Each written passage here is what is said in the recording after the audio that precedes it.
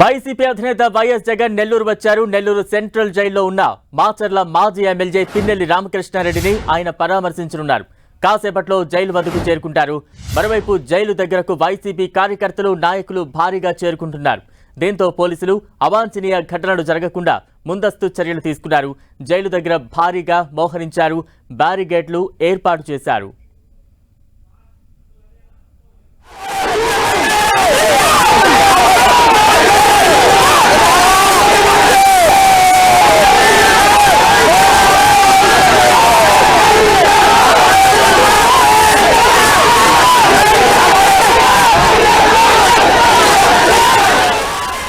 YCP అధినేత YS Jagan కొద్దిసేపటి క్రితం నెల్లూరు చేరుకున్నారు.